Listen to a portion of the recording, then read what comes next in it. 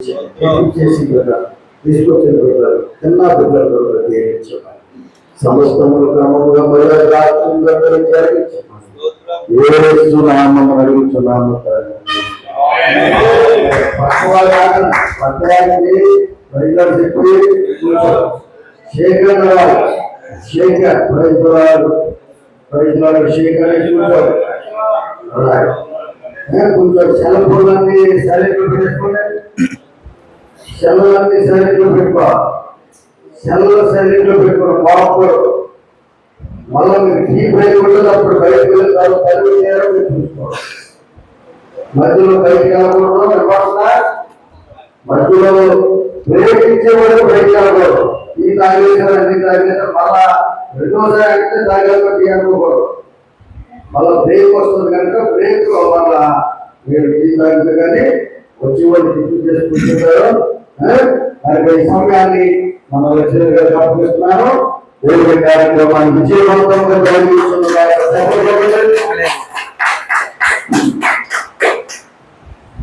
దేవుని నామానికి స్తోత్రం కలుగును గాక. మీ అందరికీ నా హృదయపూర్వకమైన వందనాలు.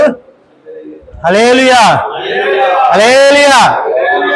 ఓకే, మనందరం కూడా నిశ్శబ్దంగా ఉండి కొన్ని మాటలు ముందుగా మరి మనం ఇంతవరకు ఎన్ని నెలలు క్లాసులు వింటున్నామో ఎంతమంది గుర్తుంది? ఈ నెలతో 9 నెలల 10 నెలల. అయితే ఈరోజు మీ అందరికీ ఒక 5 మందికి పరీక్ష.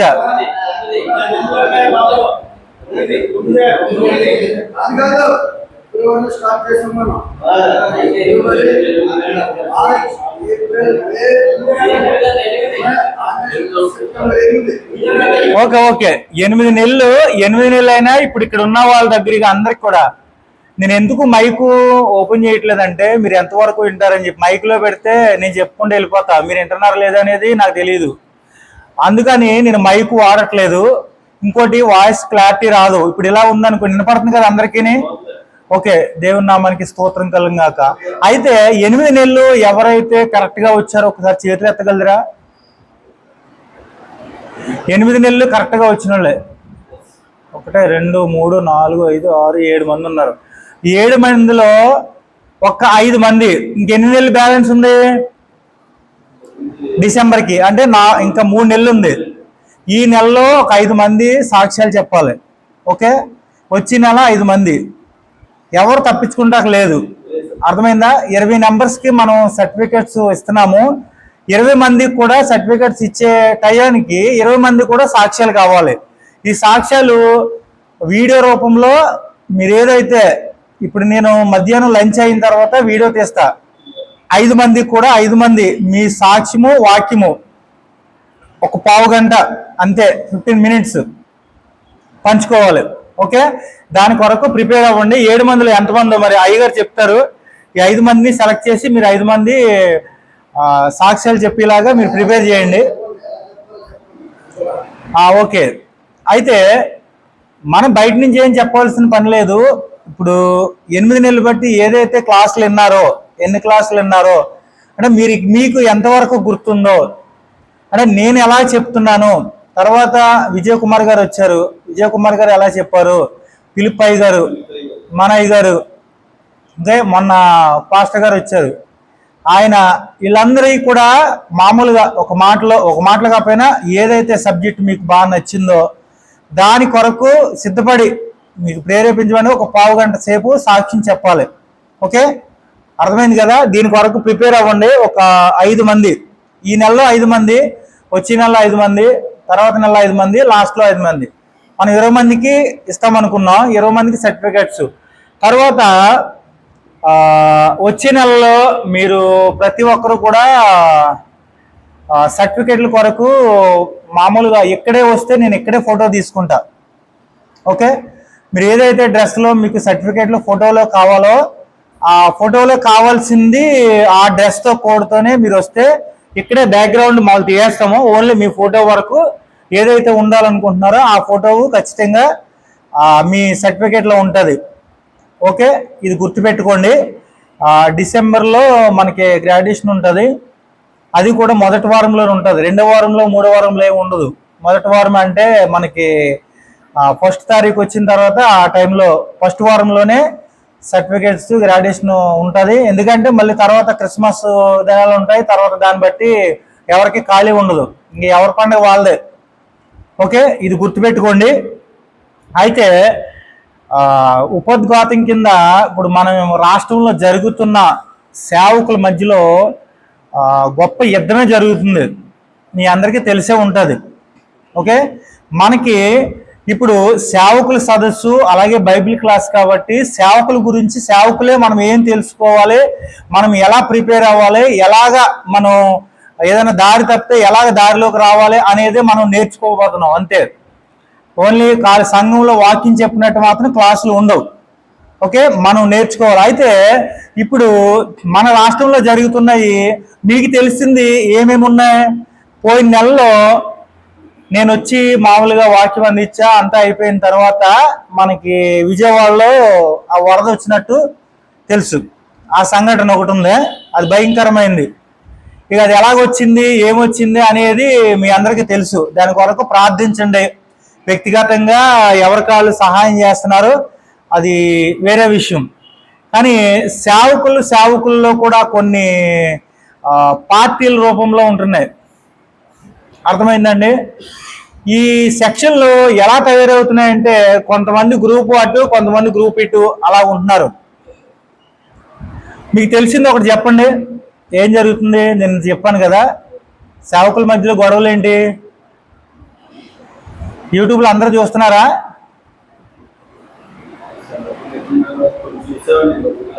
అదే చూసిందే చెప్పండి.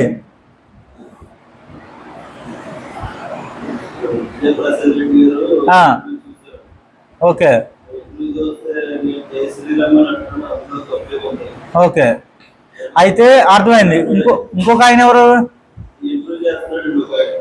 ఎవరండి? అవునవును, అదే అతను తెలుసులే. ఓకే, ఇప్పుడు ఎందుకంటే మనం సేవకులుగా ఏది డౌట్ లోపల ఉంచుకోకూడదు. అంటే ఏది కరెక్ట్ సోషల్ మీడియాలో వచ్చేది, ఏది కరెక్ట్ ఏది రైట్ అనేది మనం స్పష్టంగా తెలుసుకోవాలి.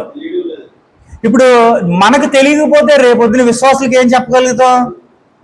వాళ్ళని కన్ఫ్యూజ్లో పెట్టేస్తాం. అదంతా గొడవ మనకి ఎందుకులే, మనకి సంబంధం లేని విషయం కాదు. అది ఏది కరెక్ట్, ఇది కరెక్టా అది కరెక్టా అనేది ఒక్క మాటలో క్లియర్ చేసేయాలి. ఓకే, దీనికి ఆపోజిట్గా పోరాడుతుంది ఎవరు? విజయప్రసాద్ రెడ్డి ఆపోజిట్గా పోరాడుతుంది ఎవరు? ఒక అతని పేరు ఎవరు? ఒక అతని పేరు చెప్పండి. ఓకే,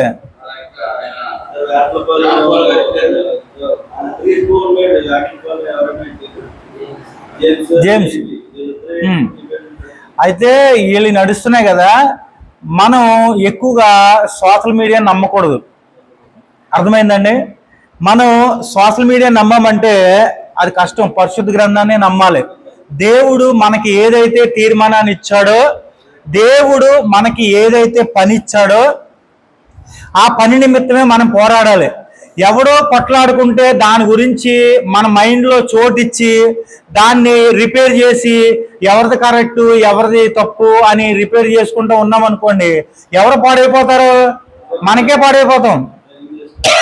మన టైం వేస్ట్, దాని కొరకు ఆలోచించడం వేస్ట్. కానీ వాళ్ళ దగ్గరికి వెళ్ళి మనం మాట్లాడదామా అంటే మనం ఎవరో వాళ్ళకి తెలియదు.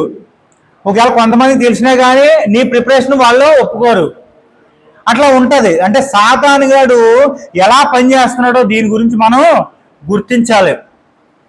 అర్థమైందండి? సాతాను గాడు ఎలా పనిచేస్తున్నాడు చూసారా? సేవకులకే చిచ్చు పెట్టేస్తున్నాడు. అది ఇద్దరికీ నొప్పి పెట్టి వాడు ఆనందం పొందుకుంటున్నాడు. ఇది గమనించట్లేదు.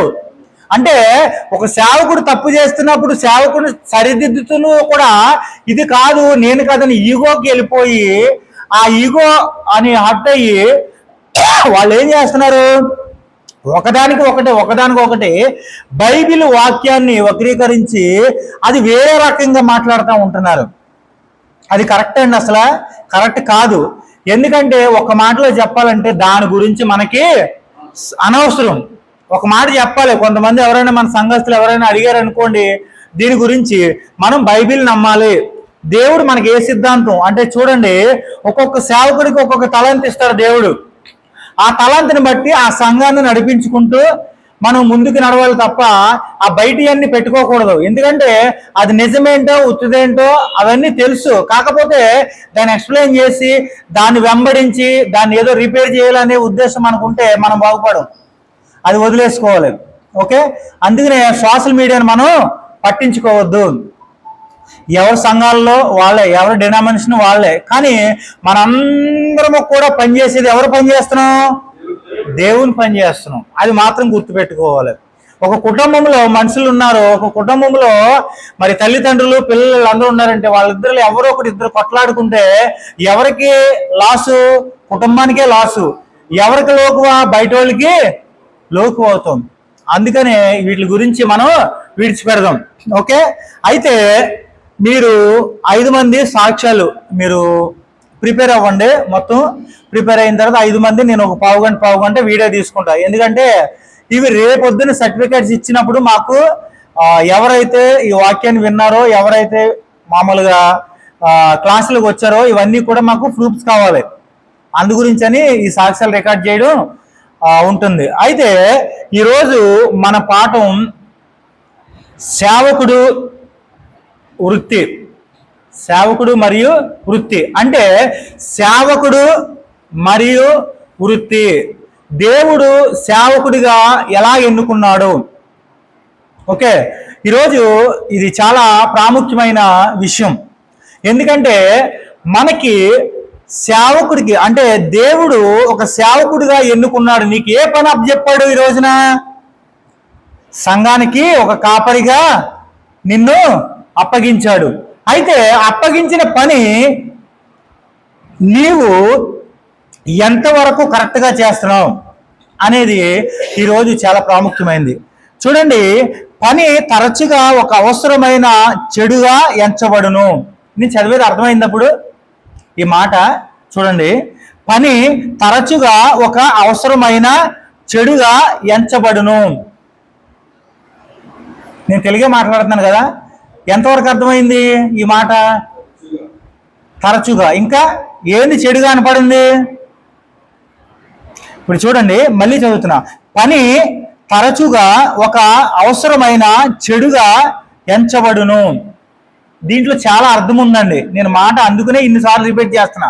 ఈ మాట కొత్తగా విన్నట్టే ఉంటుంది. ఏంది ఇది ఆపోజిట్లో మాట్లాడుతున్నట్టు ఉందేంటి అన్నట్టు ఉంటుంది, కానీ దీంట్లో చాలా విషయం దాగుంది. మళ్ళీ ఒకసారి వినండి. పని తరచుగా ఒక అవసరమైన చెడుగా ఎంచబడును. సంఘ పనులకు ఇతర పనులను మించిన విలువ ఇవ్వబడును. ఈ పాఠము మన వ్యక్తిగత వృత్తుల ద్వారా దేవుని పిలుపు యొక్క విలువను రూఢిపరిచి మరియు వృత్తి యొక్క బైబిల్ సంబంధమైన భావన పరీక్షించును. హల్లెలూయా. ఇప్పుడు మనం అందరం కూడా ఒక సేవకులుగా దేవుడు పుడుతుందోనే ఎంచుకున్నాడా? ఒక ప్రశ్న. నీవు పుట్టి పుడుతుందోనిగానే దేవుడు సేవకి ఎంచుకున్నాడా? లేకపోతే పెళ్ళయిన తర్వాత సేవ పిలుపు వచ్చిందా? అంటే బ్యాచిలర్గా ఉన్నప్పుడు సేవ పిలుపు వచ్చిందా? అంటే చూడండి, దేవుడు ఎవరిని ఏ టైంలో పిలవాలో ఆయనకి తెలుసు. అంతవరకు నిన్ను లోకంలో ఉంచుతాడు. ఈ లోకంలో లోక విషయాలు చిన్నప్పుడు అన్నీ కూడా మనకి తెలుస్తూ ఉంటాయి. మంచేది చెడేది, ఊర్లో ఏం జరుగుతుంది అంటే రోజు సంవత్సరానికి ఎన్ని పండుగలు వస్తున్నాయి, ఈ సంవత్సరంలో ఎన్ని పండుగలు వచ్చినాయి, ఈ ఎన్ని పండుగలు కూడా ఒక క్రైస్తవుడిగా నువ్వు ఆచరించాలా? లేకపోతే ఒక క్రైస్తవుడిగా ఎన్ని పండుగలు నువ్వు ఆచరించాలి? అంటే లోకంలో నేను బ్రతుకుతున్నాను, వాళ్ళు బ్రతుకుతున్నారు, అన్యులు బ్రతుకుతున్నారు. అంటే అన్యులకి అన్ని పండుగలు, క్రైస్తవుడికి ఇన్ని పండుగలు అని చిన్నప్పుడు ఒక క్వశ్చన్ రావచ్చు. నువ్వు చదువుకునే టైంలో 1వ తరగతి నుంచి 10వ తరగతి దాకా ఎప్పుడైనా ఎక్కడైనా కానీ ఒక్క మాట అయినా కానీ క్రీస్తు గురించి విన్నారా? మీకు సందిగ్ధంలో పడే ప్రశ్న ఇది. విన్నారా లేదా? క్రీస్తు గురించి ఏమనుంది? లేదండి, పుస్తకాలు అడుగుతున్నాను నేను. 1వ తరగతి నుంచి 10వ తరగతి వరకు కూడా మనకి అన్యుల గురించి, అన్య దేవతల గురించి, అన్య దేవుల గురించి కొన్ని కొన్ని పాఠాలు మనకి చెబుతూ ఉంటారు. నేను చదువుకునే టైంలో లెక్కల మాస్టర్ అయిన ఒక ఆయన ఉండేవాడు, ఉండ్రజవరం హై స్కూల్ నుంచి చదువుకున్నాను నేను. 6th క్లాస్లో ఆయన క్లాసు చెప్పడానికి ముందు ఆయన కుర్రోళ్ళందరినీ కూడా ఆకట్టుకోవడానికి ఒక స్టోరీ చెప్పేవాడు. ఒక స్టోరీ చెప్పి ఆ స్టోరీ ద్వారా ఆకట్టుకుని ఎవరైతే బాగా వింటున్నారో, ఎవరైతే బాగా వింటలేదో, ఎవరికైతే ఎలా ఉన్నారో దాంట్లో తెలిసిపోయేది. ఆయన చెప్పే స్టోరీలు ఇక నేను వాక్యంలో ఎంటర్ చేయకూడదు. అవి ఆ దేవుళ్ళు 1, 2, 3 దేవుళ్ళని ఎక్స్ప్లెయిన్ చేసి వాళ్ళ జీవితాలని, పాఠాలని ఒక అర్ధగంట సేపు ఆ స్కూల్లో చెప్పేసేవాడు. అరే ఏంటబ్బా, నా క్రీస్తు గురించి చెప్పరేంటి అసలని, నా దేవుడి గురించి అలా ఒక్క మాట కూడా చెప్పరు. మేము ఆదివారం ప్రార్థనకి వెళ్తాం, ప్రత్యేకించి మా దేవుడి గురించి ఆదివారమే సెలవు ఇచ్చేస్తారు మాకు. ఆ స్కూల్ సెలవు, గవర్నమెంట్ జాబులు సెలవు, అందరికీ సెలవు. కానీ ఈ దేవుళ్ళకి ఏ రోజు అసలే అని ఒక ఆలోచన వచ్చేది నాకు. అరే క్రీస్తు గురించి ఒక్క మాట కూడా చెప్పరేంటి, ఒక్క మాట కూడా చెప్పరేంటి అని. అన్ని దేవుళ్ళ గురించి చాలా చులకనగా చూసేవారు. మన క్రీస్తు గురించి మాట్లాడితే స్కూల్లో ఒక రకమైన తక్కువగా కులానికి చెందిన దేవుడేమో అన్నట్టుగా మాట్లాడేవారు. నేను చాలా బాధపడేవాడిని. ఆ అందరి దేవుళ్ళ గురించి మాస్టర్లు మాట్లాడేవారు. మళ్ళా మాస్టర్లు అన్ని దేవుళ్ళ గురించి మాట్లాడేవాడు. అయితే ఈ విషయంలో చాలా బాధపడేవాళ్ళు. కానీ బుక్లో లిఖించబడింది ఒక్క మాట ఉంది క్రీస్తు గురించి, అది చెప్పగలరా? ప్రతి బుక్లో ఉంటుంది, పురాణంలో అంటే పాత పుస్తకాలు మాకు గైడ్స్ ఉంటాయి, తర్వాత బుక్లు, దీంట్లో టెక్స్ట్ బుక్ల్లో కూడా అది క్రీస్తు పూర్వం క్రీస్తు శకం అని కదా. ఈ మాట వచ్చినప్పుడల్లా చాలా హుషారుగా ఉండేది నాకు. క్రీస్తు పూర్వం పలానా టైంలో ఇది జరిగింది అనేవారు కదా. మన దేవుడి గురించి ఆ బుక్లో రాసి ఉంది, టెక్స్ట్ బుక్లోను. మరి దీన్ని ఎక్స్ప్లెయిన్ చేయరేంటి? చర్చిలో తప్ప ఇంకెక్కడ ఎక్స్ప్లెయిన్ చేసేవారు కాదే ఏంటి అనేది ఉండేది నాకు. చాలా బాధపడేవాడిని. అది ఎక్స్ప్లెయిన్ చేసేవారు కాదు, క్రీస్తు శకం క్రీస్తు పూర్వం అనేవారు. అయితే చూడండి ప్రియమైన దేవుని బిడ్డలు, నేను ఎందుకు ఈ సంభాషణ చెప్తున్నానంటే, దేవుడు నీకు ఇచ్చిన పని అర్థమవుతుందండి. దేవుడు నీకు ఇచ్చిన పని, ఒక సేవకుడిగా నేను ఎన్నుకున్నాడు, ఓకే. మరి నీ ఇంటి పక్క వారిని, నువ్వు వచ్చే సంఘస్థుల్ని, విశ్వాసుల్ని, వాళ్ళని ఏ పనికి ఎన్నుకున్నాడు దేవుడు? వాళ్ళని కూడా ఒక పనికి ఎన్నుకున్నాడు. వారి కుటుంబ యజమాని ఏ డ్యూటీ చేస్తున్నాడో, అతను ఒక పోలీస్ అవ్వచ్చు, ఒక మిలిటరీ మ్యాన్ అవ్వచ్చు, ఒక వ్యవసాయకుడు అవ్వచ్చు, ఒక గ్రామ పంచాయతీకి ఒక ప్రెసిడెంట్ అవ్వచ్చు, మెంబర్ అవ్వచ్చు. కానీ ఇన్ని విషయాల్లో కూడా మనం గమనించవలసింది, దేవుణ్ణి స్తుతించడానికి చాయిస్ ఉంది, దేవుని నామాన్ని గణపరచడానికి చాయిస్ ఉంది. నువ్వు ఓన్లీ ఆదివారమే చర్చికి వచ్చి దేవుణ్ణి ఆరాధిస్తాం కాక, నీ పనిలో దేవునికి ఆరాధన జరగాలి. అర్థమైందండి? నీ పనిలో దేవునికి ఆరాధన జరగాలి. అది ఎంతగా దేవుణ్ణి ఆరాధిస్తున్నావు అంటే చూడండి, వచ్చే సంఘస్థులకి, విశ్వాసులకి ఏమనిపిస్తుంది అంటే, ఆదివారం ఒకరోజే దేవునికి ఇచ్చేది, కర్మ రోజులు మన ఇష్టం. ఇంకా వాళ్ళ పనికి వెళ్ళిన తర్వాత లోకంలో కలిసిపోయి వాళ్ళు వీళ్ళు అని మాట్లాడుకోవడం అది మంచి పద్ధతి కాదు. అది మనం చేంజ్ చేయాలి, ఒక సేవకుడిగా చేంజ్ చేయాలి. ఎప్పుడు దేవుడు ఆదివారం ఒకరోజే పరిశుద్ధంగా ఉండమన్నాడా?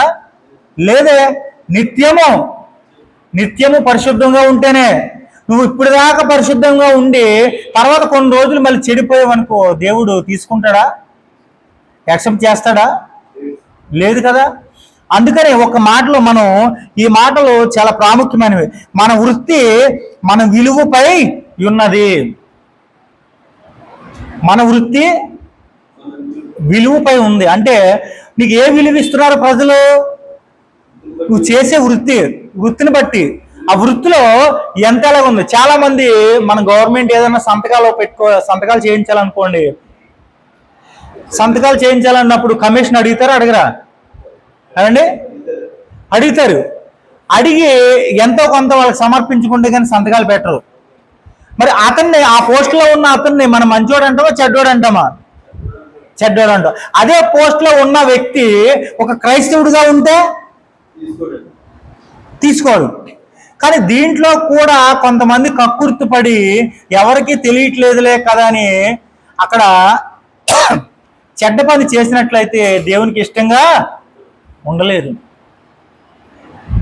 ఇక్కడ అందుకనే మన వృత్తి మన విలువపై ఉన్నది, మన వృత్తి విశేషమై ఉన్నది. ఒక సేవకుడిగా నీవు ఉన్నావంటే చాలా విలువైనది నీ జాబు, ప్రపంచంలోనే అతి గొప్పది నీ జాబు. కానీ దాన్ని ఎలాగా ప్రిపేర్ చేస్తున్నావు అంటే నీ జాబ్ని ఎవరి మీద ఆధారపడి నడిపిస్తున్నావు? ఇతరుల మీద ఆధారపడి నడిపిస్తున్నావా లేకపోతే దేవుని మీద ఆధారపడి నడిపిస్తున్నావా? అది మనల్ని మనం పరీక్షించుకోవాలి. నువ్వు పూర్తిగా దేవుని మీద ఆధారపడి నీ సంఘాన్ని, నీ విశ్వాసుల్ని నడిపించి అనేక ఆత్మల్ని నువ్వు రక్షించినట్లయితే పూర్తిగా ఆయన మీద ఆనుకోవాలి, ఎవరి మీద ఆనుకోకూడదు. ఇంకోటి వచ్చేసి మన వృత్తికి మన అత్యుత్తమైన కృషి అవసరమై ఉన్నది. నీ వృత్తికి నువ్వు ఎక్కువ కృషి చేయాలి. అంటే నువ్వేం చేయాలి? ఎక్స్పెరిమెంటు అంటే ఒక సాధన చేయాలి, సాధన చేయాలి. ఇప్పుడు ఒక విషయం మిమ్మల్ని అడుగుతాను, మనం ఫెయిల్ అవ్వడం మంచిదా పాస్ అవ్వడం మంచిదా? ఇది మానవుడిగా మామూలుగా మిమ్మల్ని అడుగుతున్న ఒక ప్రశ్న. నువ్వు మానవ లోకానికి చెందినవాళ్ళం కాబట్టి, ఈ లోకంలో ఉన్నవాళ్ళం కాబట్టి ఈ ప్రశ్నకి జవాబు ఎక్కడి నుంచి ఆలోచించాలి. ఎక్కడి నుంచి? నువ్వు బైబిల్లోకి వచ్చి ఆలోచించడం కాదు. అంటే నేను అనేది ఆత్మీయంగా కాకుండా లోకంలో ఉండే ఆలోచించాలి. నీకు అర్థమవుతుంది కదా నేను చెప్పేది? లోకంలో గురించే. ఇప్పుడు ఏదైనా మనం తయారు చేస్తున్నాం అనుకోండి, ఏదైనా కొత్త విషయాన్ని తెలుసుకుంటున్నాము, కొత్త విషయాలతో మాట్లాడుతున్నాము అనే దాని గురించి మనం పాస్ అవ్వాలనుకుంటున్నామా ఫెయిల్ అవ్వాలనుకుంటున్నామా? ప్రతి ఒక్కరి మనసు పాస్ అవ్వాలనుకుంటున్నాం. అయితే ఇప్పుడు చూడండి, పాస్ అవ్వాలనుకుంటున్నాం ఓకే, ఫెయిల్ అయిన వాళ్ళ పరిస్థితి బాధపడతాడు. అయితే మనం ఒక విషయాన్ని తెలుసుకోవాలి, ఇప్పుడు ఈ బల్బు ఎవరు కనిపెట్టారు? ఐడియా ఉందా మీకు?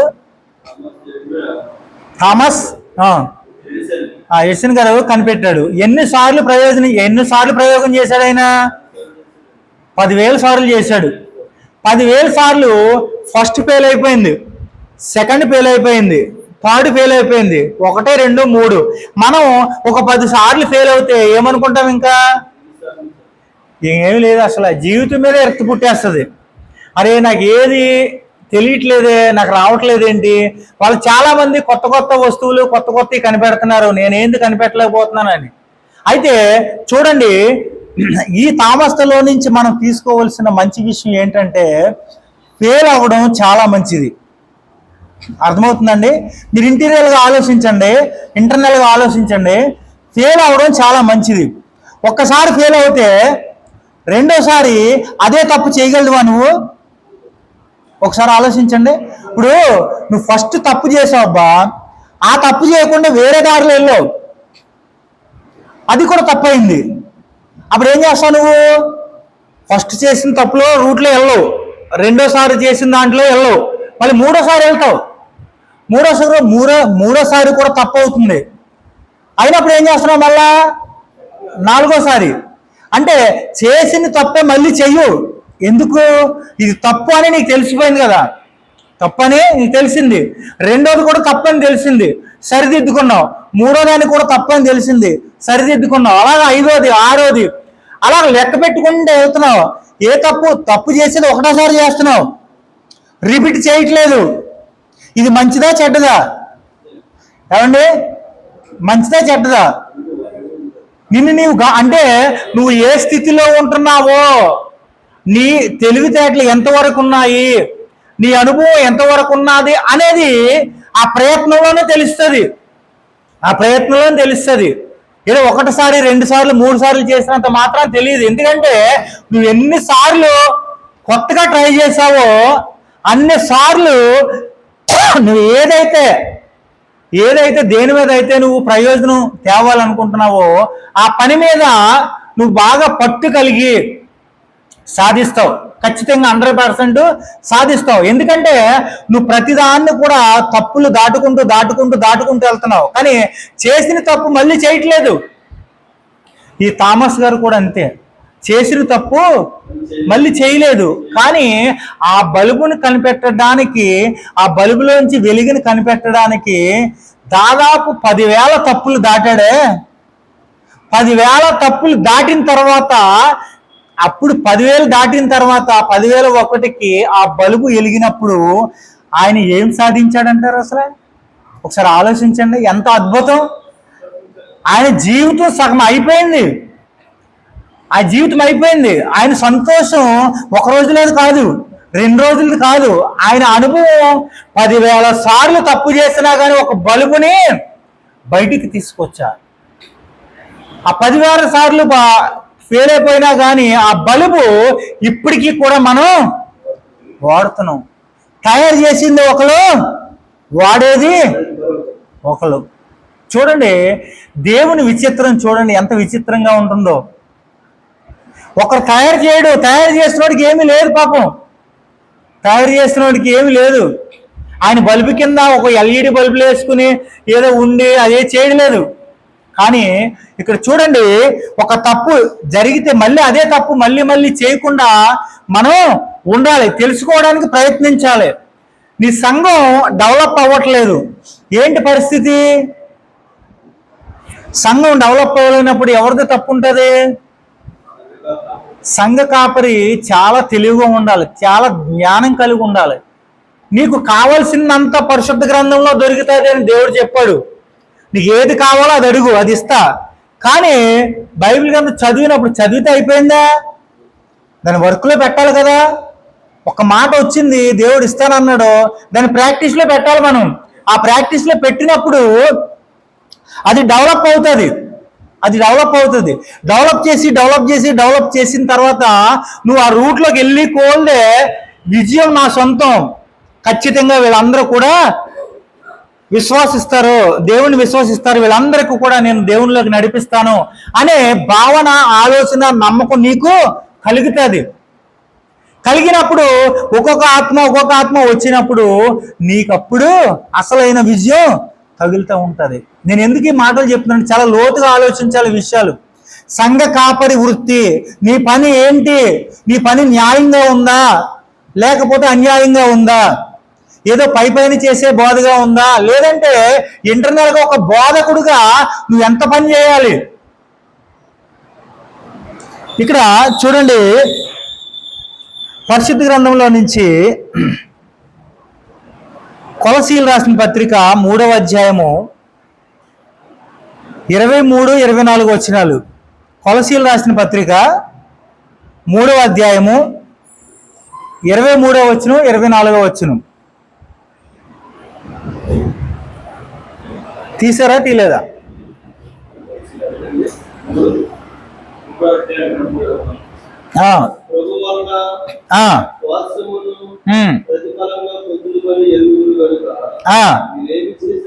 మీరేమి చేసినను అది మనుషుల నిమిత్తము కాక ప్రభు నిమిత్తమని మనస్ఫూర్తిగా చేయుడే.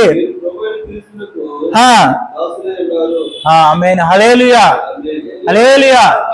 అంటే ఇక్కడ గొప్ప మాట ఏంటంటే, మీరేమి చేసినను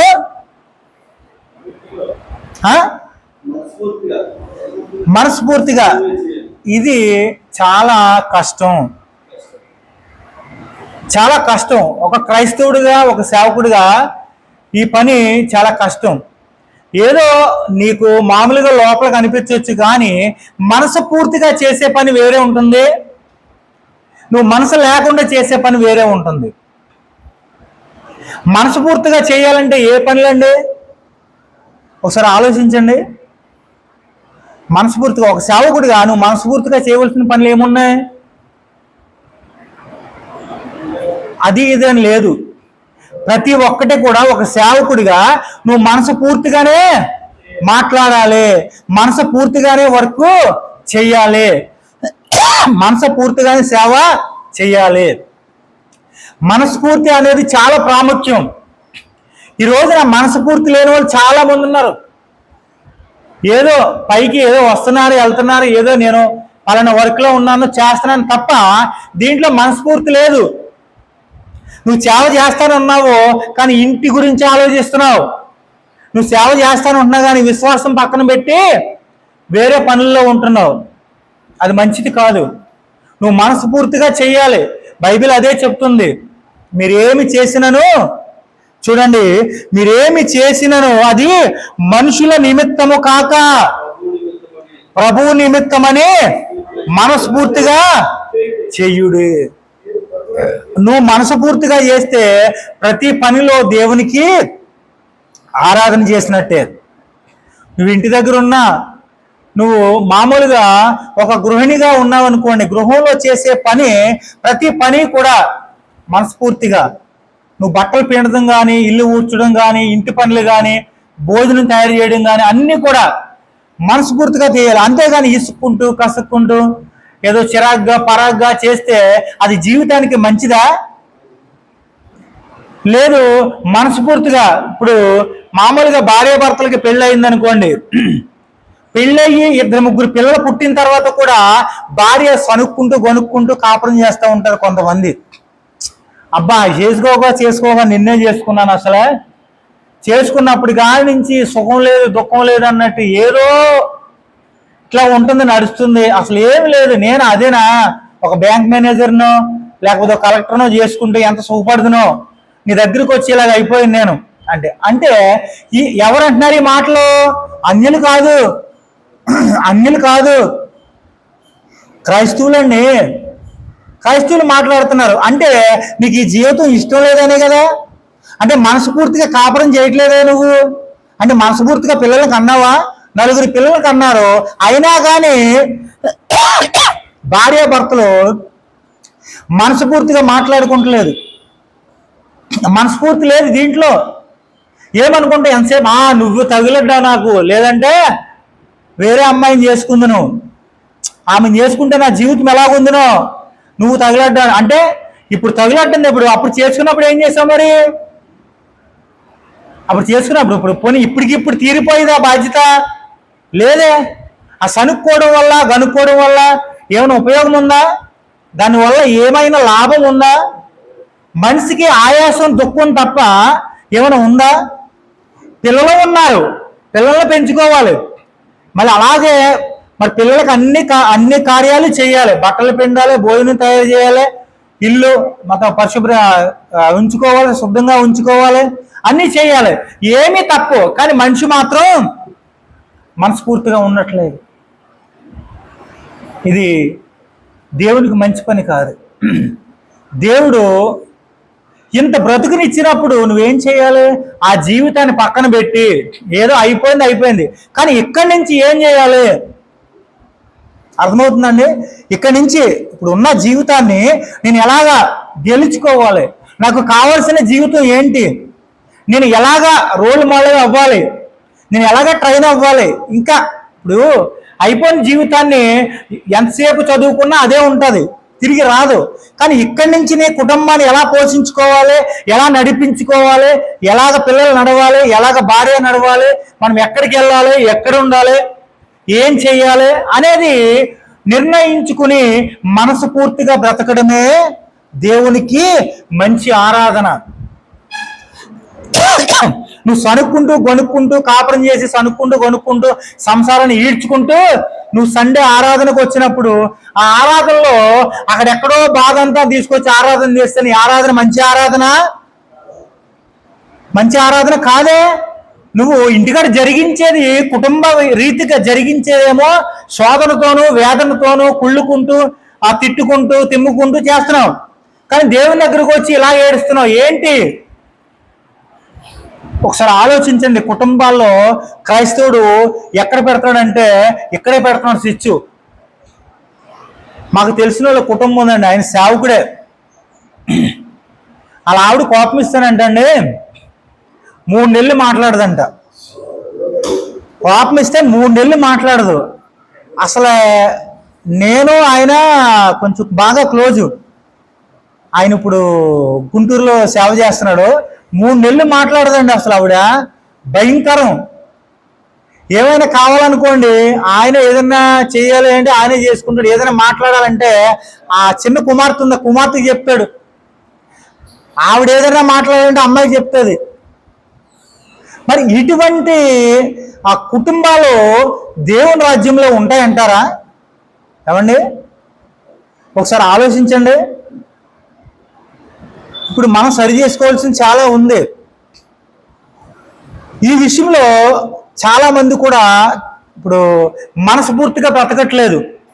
ఒక ఊహలో ఏదో నా జీవితం ఏదో ఇలాగా. అలా ఒకసారి చెప్పండి, ఒక మనిషి ఇలాగ పుట్టాడు, ఇలాగ పెరిగాడు, ఇలాగ జీవిస్తున్నాడు అనేది ఒక మనిషిని ఆకారాన్ని ఎవరు తయారు చేశారు?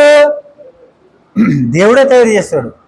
నువ్వు పొట్టిగా ఉన్నావా, పొడుగ్గా ఉన్నావా, నల్లగా ఉన్నావా, తెల్లగా ఉన్నావా, ఎవరు తయారు చేశాడు? దేవుడే. దేవుడు తయారు చేసిన దానికి నువ్వు ఎందుకు బాధపడాలి? ఏమండి, ఎందుకు బాధపడాలి? లేదంటే ఆ అవకాశం మనకి ఇస్తే మనం ఎంత తెలివైన వాళ్ళు.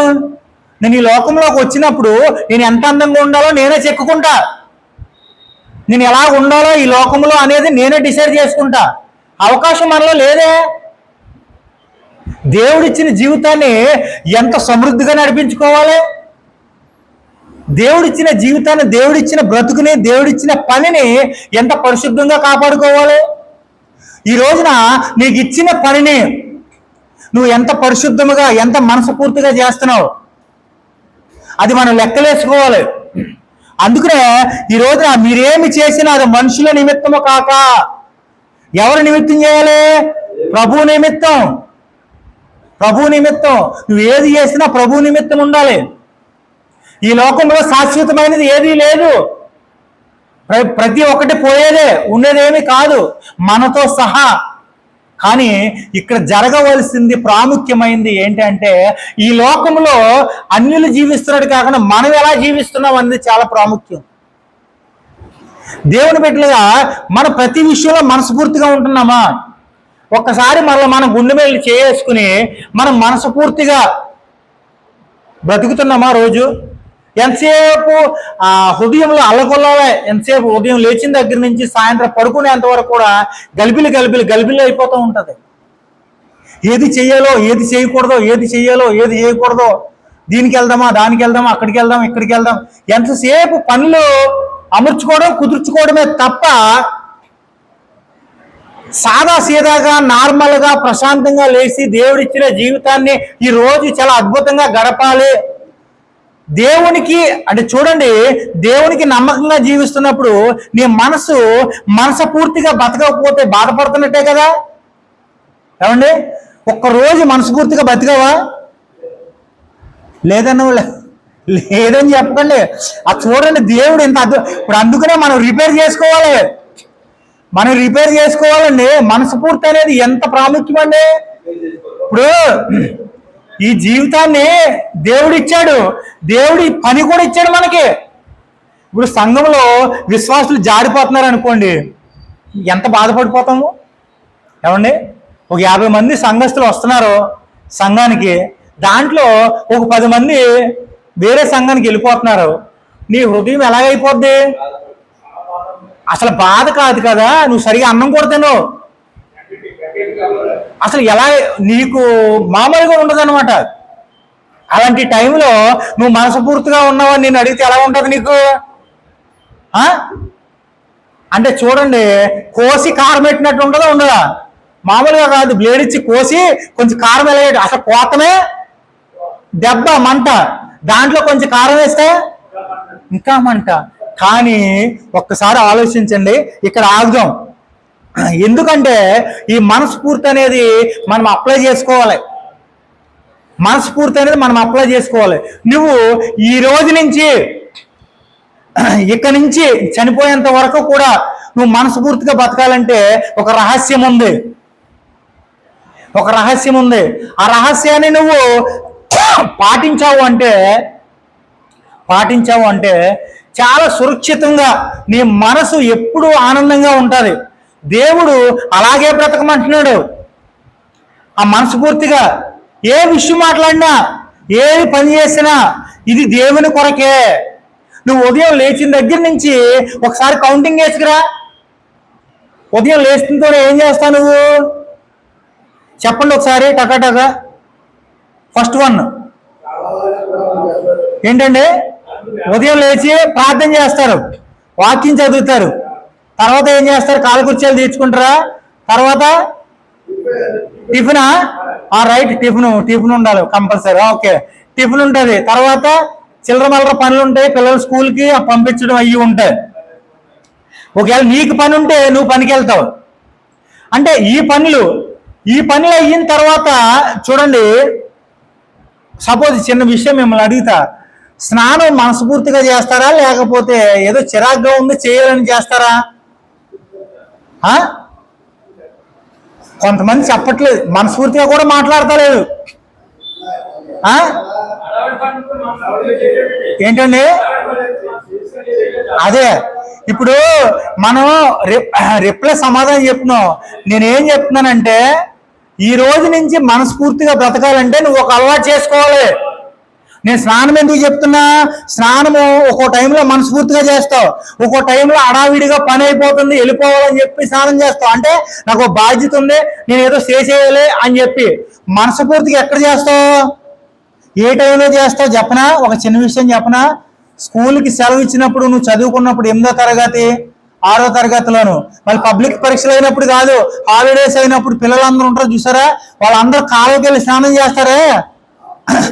ఎప్పుడు ఉండదు, అప్పుడు ఎలా చేస్తాడు? అప్పుడు స్నానమాడు చాలా ఆనందంగా మనస్ఫూర్తిగా శుభ్రంగా సబ్బు పెట్టుకుని కాళ్ళలో ఈదుకుంటూ స్నానం చేసి అప్పుడు బయటకు వస్తాడు. వాళ్ళ డాడీ వాళ్ళ అమ్మాయిలు అంటారు అప్పుడు, ఎరా ఇంతసేపు ఎక్కడికి వెళ్ళావు నువ్వు, ఇంతసేపు ఆ స్నానం చేయడం అని చెప్పాడు. తర్వాత విషయం, వాడికి ఆనందం ఎక్కడుంది? మనస్ఫూర్తిగా చేసి వచ్చాడు. అంటే చూడండి, ఈ మనస్ఫూర్తి అనేది మనం నెతుక్కోవాలి. ఎలాగా? మన జీవిత ప్రయాణంలో ఉదయం లేచిన దగ్గర నుంచి ఎందుకు అంత ఆతురత, ఎందుకు అంత ఆవేశం, ఎందుకు అంత ఆలోచన? ఉదయం లేచిన దగ్గర నుంచి సాయంత్రం వరకు కూడా నువ్వు మనస్ఫూర్తిగా బ్రతకడం నేర్చుకోవాలి. ఒక సేవకుడిగా మనస్ఫూర్తిగా బ్రతకడం నేర్చుకోవాలి. ఏదో చిరాగ్గా పరగ్గా ఉండడం కాదు. దేవుడు మనకి ఇచ్చాడు, కానీ నీ బుర్ర నీ మాట అంటలేదు, ఏదేదో ఆలోచనలు. ఇప్పుడు ఈ ప్రేరు అయిపోగానే ఇంక వేరే పనులు ఉన్నా మళ్ళా పరిగెత్తుకుని వెళ్ళిపోవాలి, టైం అడావిడికి వెళ్ళిపోవాలి. ఒకసారి ఆలోచించండి. అందుకనే దేవుడి మాటలు మాట్లాడుతున్నాడు, మీరు ప్రభువు క్రీస్తునకు దాసులై ఉన్నారు. అయితే ఇంకో మాట, మన వృత్తి గూర్చి పై వాక్య భాగంలో నుండి మనము 4 సూత్రాలు నేర్చుకుందాం. మొదటిగా మన వృత్తి మన పిలుపై ఉన్నది. అవునండి, ఒక సేవకుడిగా మన వృత్తి ఏంటి? మన పిలుపు ఏంటి? దేవుడు నిన్ను నన్ను పిలుచుకున్నాడు. దేని కొరకు పిలుచుకున్నాడు? సేవ కొరకు పిలుచుకున్నాడు. పిలుచుకున్నప్పుడు నువ్వు వచ్చావు, మరి సేవలో ఎలా ఉండాలి? నమ్మకంగా ఉండాలి. దేవుడు నీకు ఏదైతే పని అప్పగించాడో ఆ పనిని నమ్మకంగా చేసినప్పుడే నీ పని చాలా అద్భుతకరంగా, ఆశ్చర్యకరంగా, ఊహించని రీతిగా నీకు దేవుడు ఆ స్థితిలోకి తీసుకెళ్తాడు. నువ్వు పిలిచినప్పుడు బాగానే వచ్చావు, నువ్వు పిలిచినప్పుడు నీ మైండ్ సెట్ బాగానే ఉంది. కొన్ని రోజులకి నీ మైండ్ సెట్ మారిపోయింది, నీ సొంత ఆలోచనల మీదకి వెళ్ళిపోయింది, నీ సొంత ఐడియాలు వచ్చేస్తున్నాయి, దేవుడిని పక్కన పెట్టేస్తున్నావు. సంఘాన్ని ఏ రకంగా డెవలప్ చేయాలో దేవుడు చెప్తూ ఉంటున్నాడు, కానీ నువ్వేం చేస్తున్నావు అంటే నీ సొంత ఐడియాలతో చిన్నగా నువ్వే స్టార్ట్ చేసుకుంటున్నావు. మన ఆలోచనలు ఎప్పటికీ పనికిరావు, దేవుడి ఆలోచనలే కరెక్టు. తర్వాత ఆయన దారిలో కొని మనం వస్తాం. ఇక్కడ చూడండి, ఈ వాక్య భాగంలో మీరేమి చేశాను అనే మాట ద్వారా మనము మన మనసులతో పని చేయట గూర్చి పౌలు మాట్లాడుచున్నాడు. మన వృత్తి లేక మన పనిని సూచించుచున్నాడు. నీ పనిని గురించి ఆలోచించుము. నీవు దానిని నీ జీవనోపాధి, ఉద్యోగము, పని అని పిలుచుకుంటున్నావా? మనం ఉద్యోగము అని పిలుచుచున్న మనము దానిని దృష్టించి విధానమును ప్రతిబింబించు ఈ పాఠములో. అంటే ఇక్కడ ఏంటి అనేది ఒకసారి గుర్తించుకోవాలి. ఒక సేవకుడిగా దేవుడు నేను పిలుచుకున్నాడు సేవకి, నువ్వేం చేయాలో చెబుతున్నాడు. అలాగే ఒక ఫ్యాక్టరీకి వెళ్ళి ఒక నార్మల్ కూలివాడు ఒక డ్యూటీకి వెళ్తున్నాడు అనుకోండి, అతని డ్యూటీ అతని కుటుంబానికి ఎంత ముఖ్యం ఏమండి? చాలా ముఖ్యం. అతను ప్రతిరోజు ఆ డ్యూటీకి వెళ్తేనే కానీ వాళ్ళు ఇచ్చే డబ్బులు బట్టి కుటుంబాన్ని పోషించుకోవాలి. ఆ రీతిగా అంటే చూడండి, వాళ్ళు ఎంత నమ్మకంగా వాళ్ళ డ్యూటీకి వెళ్ళకుండా ఇంటికాడ కూర్చుంటే వాళ్ళ కుటుంబం నడుస్తుందా? నడవదు. అందుకనే వీరి గురించి మాట్లాడుతూ ఉన్నాడు. అంటే సేవకుడు మరియు వృత్తి అనే ఈరోజు ఈ పాఠము. ఇక్కడ చూడండి, మన వృత్తి దేవుని మీద దృష్టి కేంద్రీకరించాలి. అంటే చూడండి, మనస్ఫూర్తిగా చేస్తే ఏమొస్తుంది, మనస్ఫూర్తిగా లేకపోతే ఏమొస్తుంది ఒకసారి మీరు చెప్పగలరా?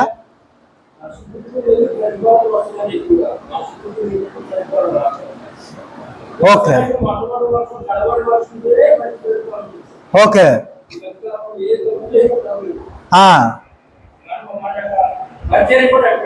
మనస్ఫూర్తిగా చేస్తే ప్రతిఫలం, మనస్ఫూర్తిగా చేయకపోతే మరి ఒక సేవకుడిగా మరి మనం మనస్ఫూర్తిగా చేస్తున్నామా, మనస్ఫూర్తిగా చేయట్లేదా? ఓన్లీ ఇప్పుడు మీరు సేవకులే, సేవకుడి మీద అనకూడదు, మన మీద అనుకోవాలి. ఇంకొకరి మీద మనం చేయడానికి లేదు. ఒక సేవకుడిగా నా మీద ఆధారపడి ఉంది అన్నాడు అంతే. నీ మీద అంటే సంఘం నీ మీద ఆధారపడి ఉంటుంది. నువ్వు ఎంత నమ్మకంగా ఉంటున్నావో, ఎవరికి నమ్మకంగా ఉంటున్నావు? క్రీస్తుకి. అలాగే చూడండి, సంఘము కూడా అంతే. సంఘానికి నువ్వు నిరూపించాలి. నీ పనిలో నువ్వు నమ్మకత్వాన్ని చాలా ప్రాముఖ్యంగా నిరూపించాలి. నీ యథార్థత నిరూపించాలి.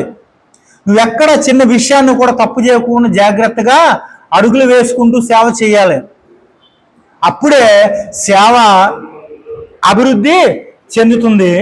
అలాగే నువ్వు మనస్ఫూర్తిగా సేవ చేసావు అనుకోండి, నీకు గొప్ప బహుమతి ఉంటుంది.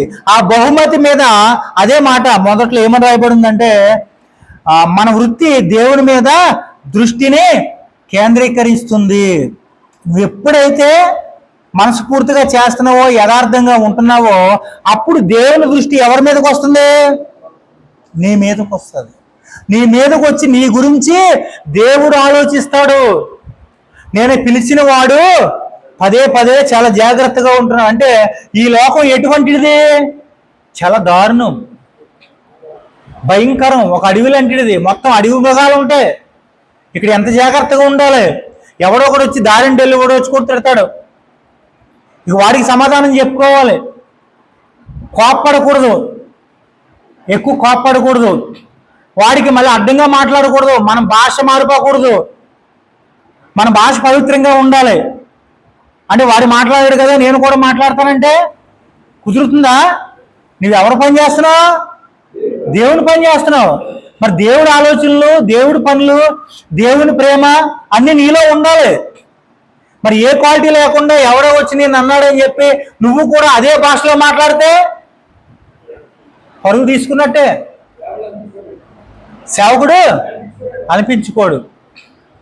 మరి ఈ విషయాల్లో మనం ఎంతవరకు కరెక్ట్గా ఉంటున్నాము ఒకసారి ఆలోచించండి. టైం ఎంత అని చెప్తారా? 11:30.